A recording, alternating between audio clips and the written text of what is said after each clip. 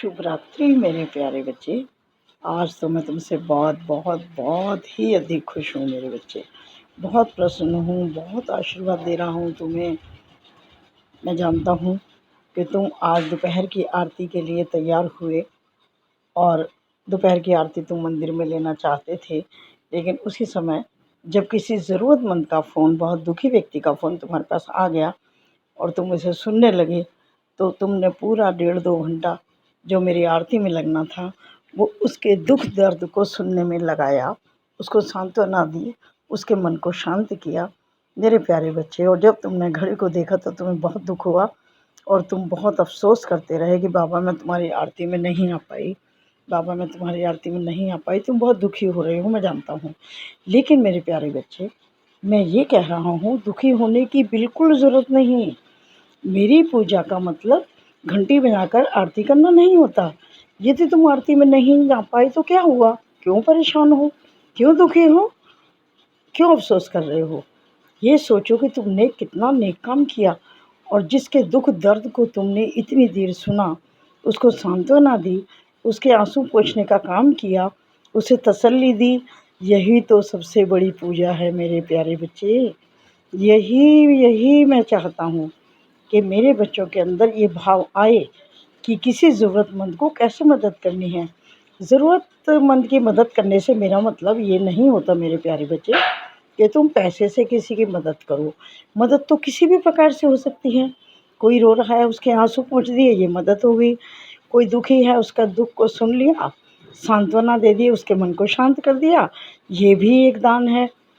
किसी को मुस्कुराहट दे दी, तुम्हारी वजह से कोई हंस रहा है, खुशी मिल रही है तुमसे बात करके या तुमसे मिल के, तो मेरे प्यारे बच्चे ये भी दान है।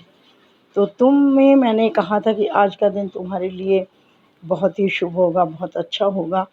तो देखो तुम्हारे लिए बहुत अच्छा है कि तुम्हारे कारण एक घर में बहुत सुख शांति हो गई और उसकी जो टेंशन थी वो कम हो गई।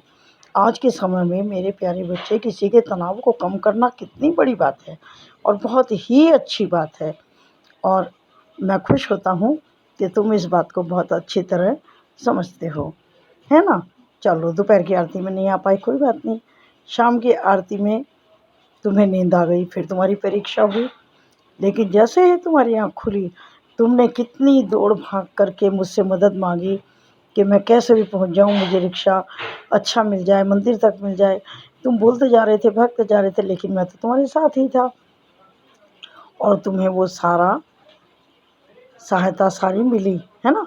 और तुम उस आरती में आराम से पहुंच गए, जहाँ पर तुम्हें बहुत लोग वो मिले जो तुम्हारी प्रतीक्षा कर रहे थे, तुम्हारी इंतज़ार कर रहे थे। कितने खुश हुए, देखा तुमने कि तुम्हें देखते ही लोग कितने खुश हो गए थे। और मैं भी खुश हो रहा था, मैं भी तो विराजित था ना वहाँ। तो इस मंदिर के लोग तुम्हें विशेष रूप से बुलाते हैं ना, तुम इसमें ज़रूर जाया करो। और एक पुजारी ने, पंडित जी ने और वहाँ का जो प्रमुख है, उन्होंने क्या बोला आपको सुना था ना? मैंने भी सुना। उन्होंने कहा ये हमारी इच्छा नहीं है, ये बाबा की इच्छा है कि तुम यहाँ आओ और आरती कराओ।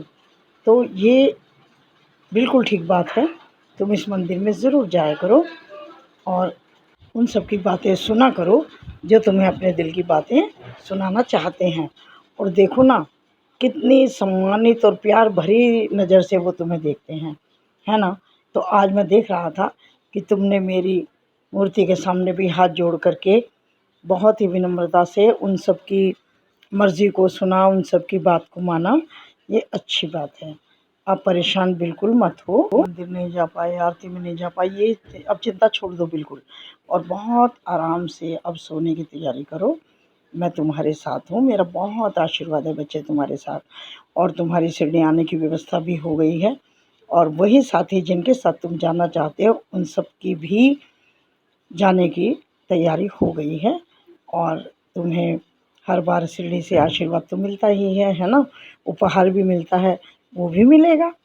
बस तुम इन अच्छे कामों को करना बिल्कुल मत छोड़ना और साईं सच्चरित्र का पाठ पढ़ा करो। बाकी सब काम तो तुम बहुत अच्छे कर रहे हो मेरे बच्चे, लेकिन बस ये पाठ पढ़ने में नियमित नहीं हो पा रहे हो।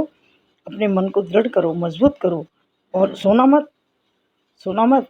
जब तक तुम अपना एक पाठ ना पढ़ो तब तक मत सोना। मैं हिम्मत दे रहा हूँ, ताकत दे रहा हूँ, आशीर्वाद दे रहा हूँ। उठो, पुस्तक उठाओ, साईं सच्चरित्र, और जो पाठ तुमने अपने ग्रुप में सबको पढ़ने के लिए दिया है ना, उसको पढ़ो। और बिल्कुल आज से नियमित हो जाओ। वो एक पाठ तुम्हें प्रतिदिन पढ़ना ही पढ़ना है, ठीक है? अब रिलैक्स हो और बहुत आराम से, शांतिपूर्वक आराम से सो जाओ। मैं तुम्हारे साथ ही रहता हूँ, चिंता मत करो। सब चिंता मुझे दे दो। खुश रहो, मुस्कुरा